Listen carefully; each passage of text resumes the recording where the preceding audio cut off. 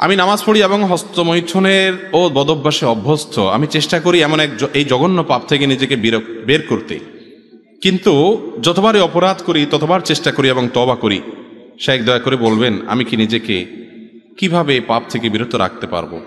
ভাই, এ বিষয়ে এর আগেও বারবার বিভিন্ন যুবকরা বলেছেন। আল্লাহি, আল্লাহর কসম, আমার খুব ভালো লাগে যখন আমার যুবক ভাইরা এই সমস্ত প্রশ্ন করেন, যে প্রশ্নের মাধ্যমে তিনি ভালো পথে আসার জন্য ছটফট করতে থাকেন। শয়তানের সাথে পারেন না, ইবলিস তাকে অন্যায়ের পথে হারামের কাছে নিয়ে যায়, তিনি চান একটু আসার জন্য।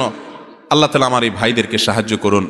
আল্লাহ আমাদেরকে হারাম থেকে বের হয়ে আসার মতো ইমানি শক্তি দান করুন। ভাইরা আমার, গুনাহ তো আমরা সবাই কম বেশ করি। কয়জন আছেন গুনাহ করার পর গুনাহ থেকে বাঁচার জন্য ছটফট করেন, তওবা করার জন্য? তো এই সমস্ত ভাইয়েরা যারা তওবার জন্য ছটফট করেন, আমি তাদের ব্যাপারে সুধারণা রাখি, আমার আল্লাহ তাদেরকে তওবার তৌফিক দিবেন ইনশাআল্লাহ।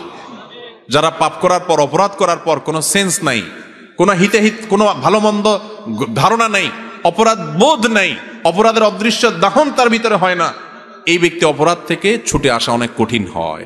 অপরাধ করতে করতে অপরাধের ব্যাপারটাতে এতটা বেপরোয়া হয়ে যায়, তার কাছে অপরাধ ডাইলবাত হয়ে যায়। এটা খুব ডেঞ্জারাস আলামত। তওবা নসিব হয় কম, চোখের পানি ফেলেন যে আল্লাহ পাপ তো করি, তোমার কাছে দিলটা নরমও হয় না। আল্লাহ আমাদেরকে গুনাহ থেকে সরে আসার তৌফিক দান করুন। হস্তমৈথুনের এই গুনাহের সাথে আমাদের অনেক ভাইয়েরা জড়িত, অনেক ভালো কাজ আছে, কিন্তু এখান থেকে বাঁচতে পারে না।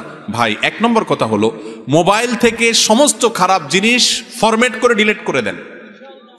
যদি সৎসাহস না থাকে বা মনে হয় যে আবার মোবাইলে সেটা চলে আসবে, মোবাইলটা বিক্রি করে একটা বাটনওয়ালা মোবাইল নেন যেখানে কিছু থাকবে না।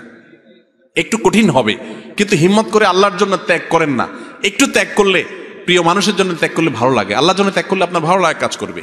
এর পাশাপাশি নির্জনতা অবলম্বন করবেন না। হস্তমৈথুন যারা এই বদভ্যাসে অভ্যস্ত হয়, নির্জন কক্ষে থাকলে তখন এই বদভ্যাসে অভ্যস্ত হয়। নির্জন থাকবেন না, বন্ধু বান্ধব, মুরব্বী এবং বাপ মা ভাই বোন সবার মধ্যে থাকবেন।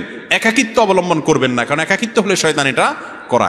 বেশি না, 2-4 মাস যদি একটু কষ্ট করে স্ট্রাগল করে মোবাইল টোবাইল, ফেসবুক, ইউটিউব এগুলো থেকে সরে থাকতে পারেন, হারাম সম্পর্ক থেকে দূরে থাকতে পারেন। খারাপ জিনিস দেখলে মানুষ হস্তমৈথুনের দিকে বেশি যায়। যুবকরা খারাপ জিনিস যেন দেখতে না পারেন, সে রাস্তা বন্ধ করে ফেলেন। বেশি না, 1 মাস এক্সারসাইজ করেন, ইনশাআল্লাহ বদভ্যাস দূর হয়ে যাবে। আর আল্লাহর কাছে দোয়াও করবেন, চোখের পানি ফেলবেন, মালিক আমি সরে আসতে চাই, তুমি সাহায্য করো। আল্লাহ তাআলা আমাদেরকে সেরকম হিম্মত এবং শক্তিশালী দান করেন। মানি রুকু থেকে দাঁড়িয়ে 2 সেজদার মাঝখানে এবং রুকু সেজদা দেরি না করলে নামাজ হবে কিনা? সেজদার মাঝখানে এবং এই সময়গুলোতে যদি কেউ সোজা হয়ে না দাঁড়ায়, নামাজ হবে না, নামাজ হবেই না।